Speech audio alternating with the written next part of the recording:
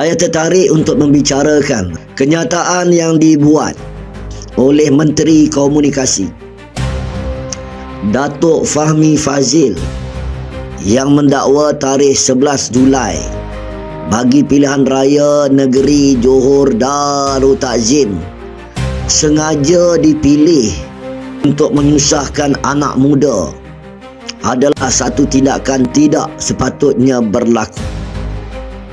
Saya pun tak faham macam mana seorang menteri boleh cakap macam ni lah. SPR pun kena balun lah. Biasanya yang balun SPR ni pembangkang. Takkan Menteri Komunikasi bantai SPR. SPR itu di bawah kerajaan mana sekarang ni? Kerajaan yang memerintah siapa? Yang memilih mencadang fungsi SPR siapa? Kerajaan yang ada hari ni siapa? Fahmi Fadzil, kamu bukan pembangkang. Macam mana kamu tibai SPR?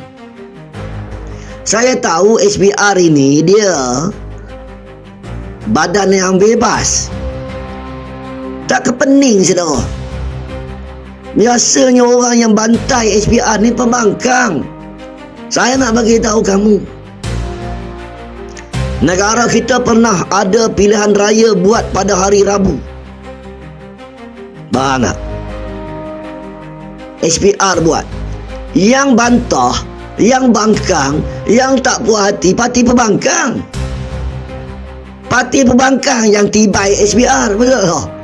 Sebab parti bangkang tak puas hati buat hari Rabu, hari orang bekerja, hari orang susah nak keluar mengundi, hari rakyat tengah sibuk kerja, hari yang orang payah nak balik bercuti.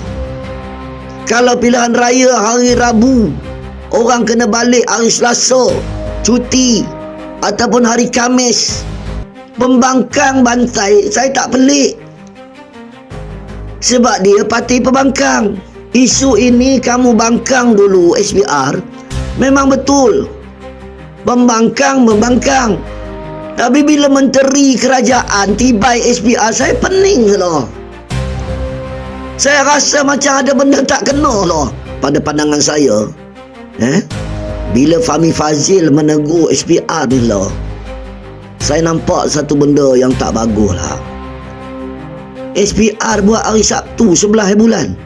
Kalaulah SPR tu buat 11 bulan tu kerana nak bagi orang muda tak balik mengundi, adakah hanya anak orang muda yang sokong PA saja yang tak balik mengundi?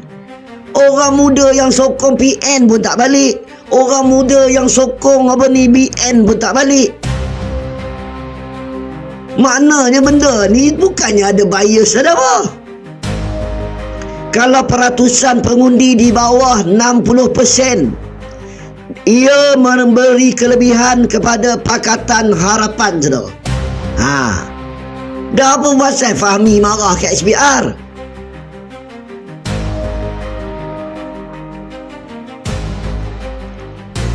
Fahmi Fadzil, pelik lah. Awak pelik lah. Seorang menteri, dia mempersoalkan, dia mendakwa SPR pilih tarikh 11 Julai sengaja nak menyusah. Sengaja tu yang pelik. Perkataan sengaja nak susahkan anak muda untuk balik mengundi lah. Pelik lah.